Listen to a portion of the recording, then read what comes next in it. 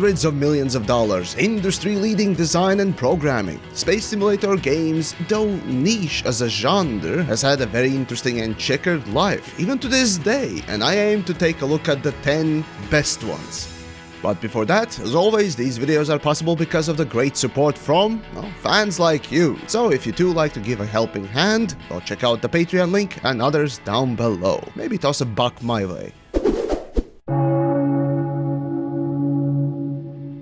Space sims. For some, it's anything to do with piloting a spaceship, while for others, this subgenre has a bit more precise and specific requirements. Today, I'll take a look at 10 most influential games within this little niche that at some point drove not only the gaming industry, but even films and cinematography too. In its time, it's had 2 rises to stardom and 2 relative falls from the grace. Even with all of that, it's interesting to see how much interest and inspiration it gets from the wider public, while not being as, shall we say, popular with the big publishers and game studios.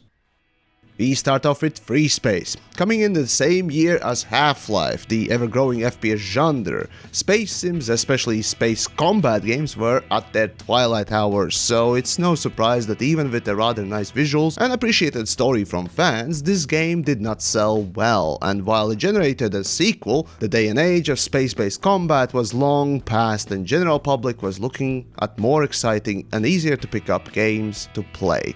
Still, it would be a shame if we forgot the games that struggled for their place under the sun. While the game was solid enough, notably compared to older and less technically advanced games, Freespace took shortcuts to a lot of games presentation, which these days becomes even more apparent. Still, if nothing else, at least you could say they tried. They tried to make a game with interesting and rather somber story while having polished mechanics despite the lack of visual flair in some aspects. The story, for many, was the linchpin. Sadly, Freespace goes into the history as one of the series that came out to the party just as everyone was leaving.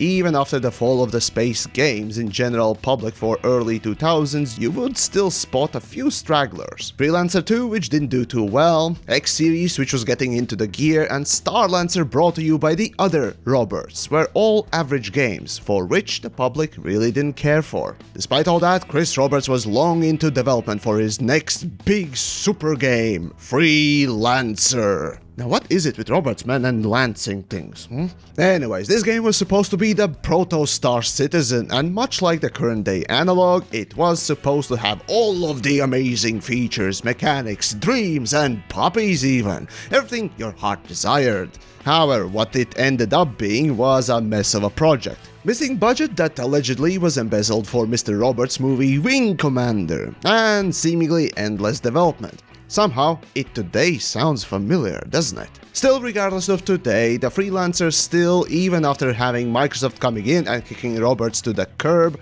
released a cut-down but finished game. Of course, it had notable Roberts hallmarks, efforts for cinematics and presentation. Even among contemporaries, the game stood out as more appealing, while obviously feeling cut down.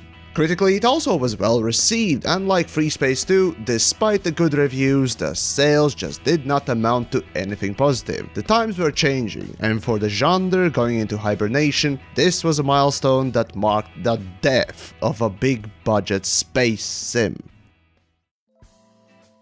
It's kinda weird that a licensed IP game is good, and more so refined, and ultimately became one of the best games not only for the niche but to the wider industry.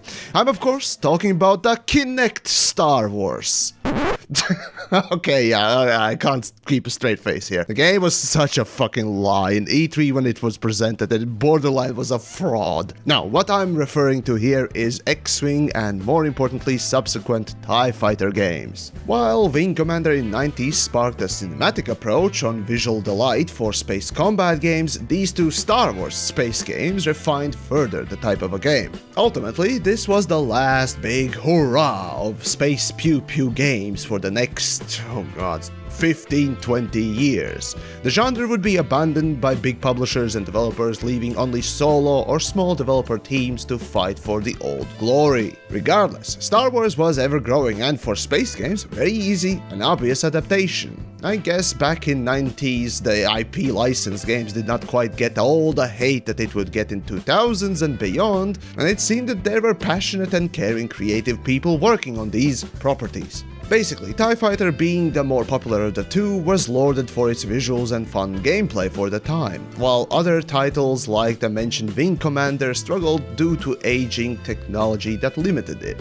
Funny that they released Super Wing Commander to, I guess, try and compete with fresh graphics, but fell flat and now is looked on as a far inferior than its original. The impact of TIE Fighter and love for it actually is partially reflected in Star Wars Squadrons of recent times. Despite EA developing it, there was a lack of particular EA fuckery or exploitative gacha schemes like in the previous handling of that IP by them. It kind of feels like they knew TIE Fighter was beloved so very much, so Squadrons should not be fucked with. Nevertheless, TIE Fighter and X-Wing goes into the history books as an all-round solid games for the time, the ultimate culmination of what the subgenre would bring for a while.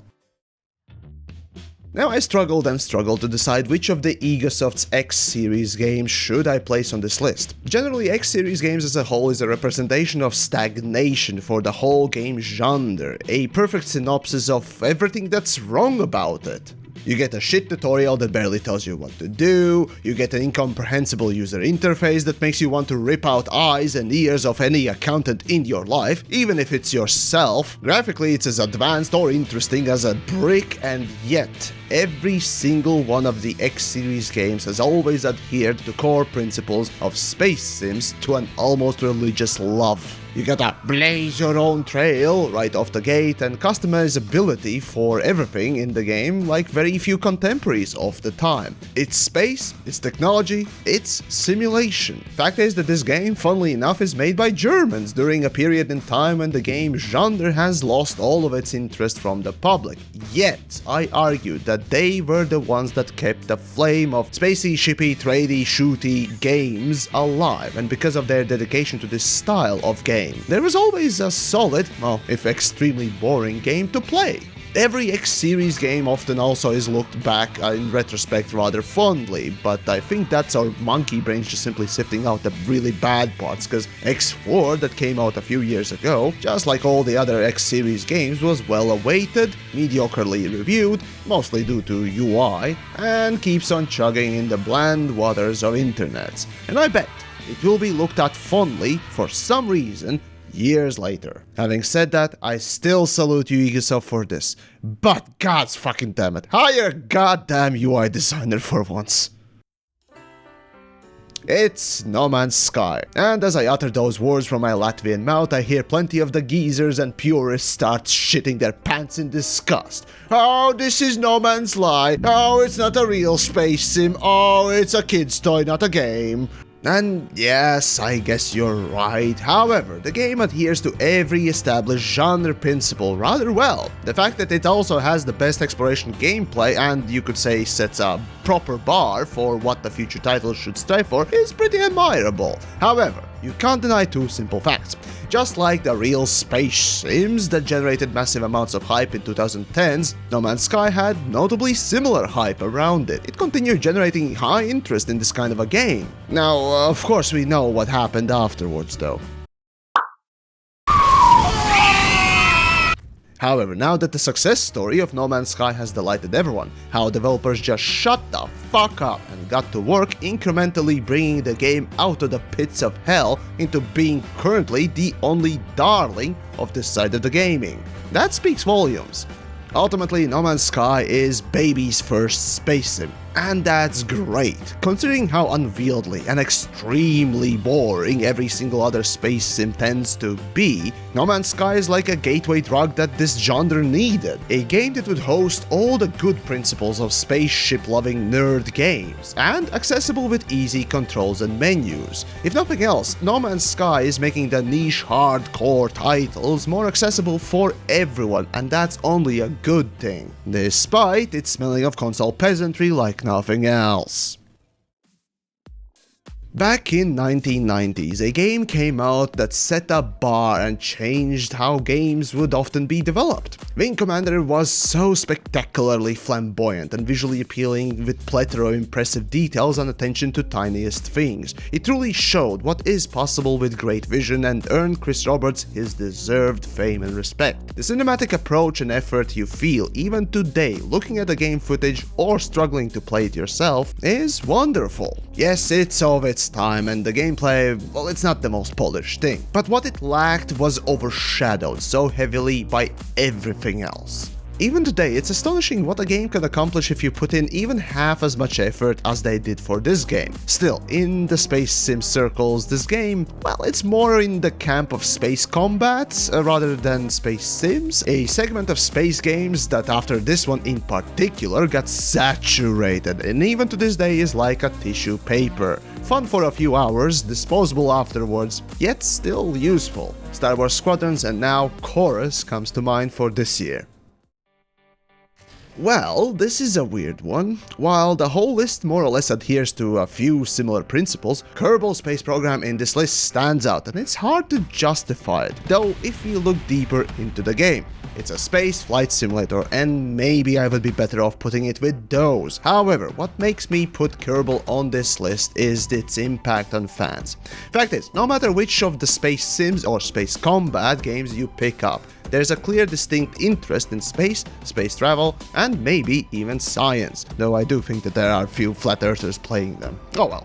Regardless, Kerbal bridges that gap of space travel, space vessel piloting perfectly with very cutesy, silly motif, while literally being a hardcore simulator programmed to its core. And it's hard to say no to Kerbals, so in recognition, you deserve this spot.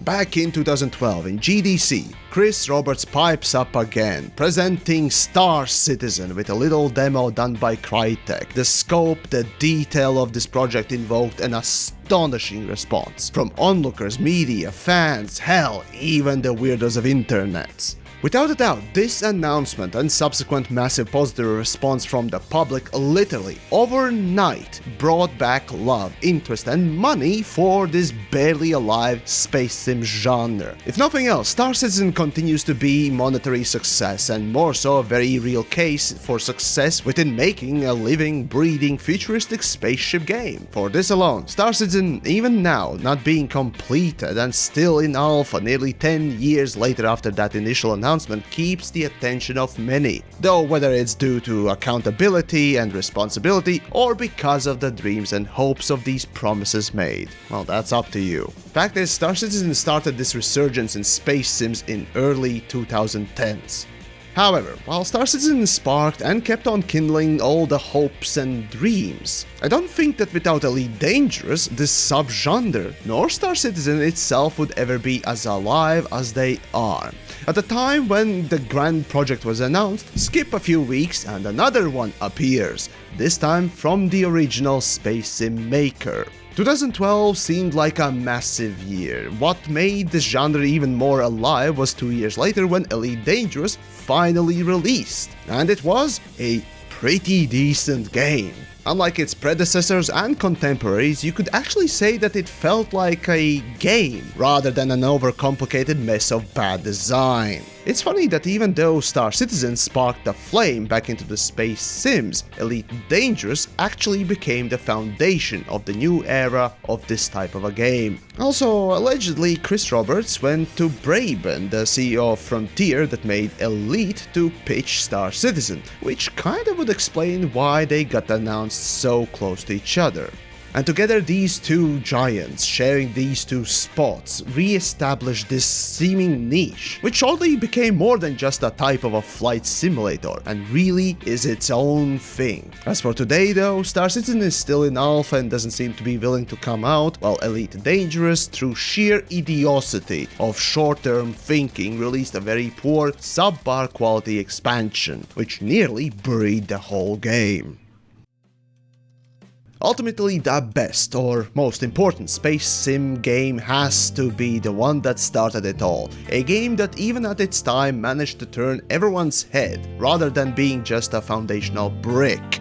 And despite my personal hate for controls, Original Elite in '84 set in motion the blueprint for every space sim to come. Procedural generation was used to impressive level with highly limited memory space, so on technical level it was already impressive. Graphically, it was one of the rare few 3D games, which alone turned heads back then. Moreover, it was also an open world game, a style of game that, well, you wouldn't see much of until 2000s. Basically, while Elite was not first at many of its aspects, and it certainly lacked a lot of color compared to its contemporaries, it had a certain refined edge and depthful mechanics. While the game is about 10 years older than me, and I hate almost everything about it as a modern spoiled kid, thinking back on how many aspects of the game were well thought out and implemented, sometimes you wonder, what the fuck is everyone else doing with the modern computers and those newfangled coding languages and graphics for years to come?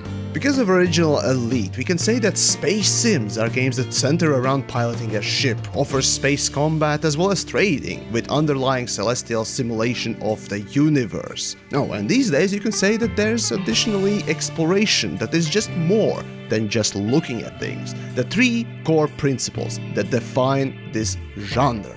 Even to this day, it's curious how precisely Elite managed to nail what would become this corner of gaming decades later and beyond.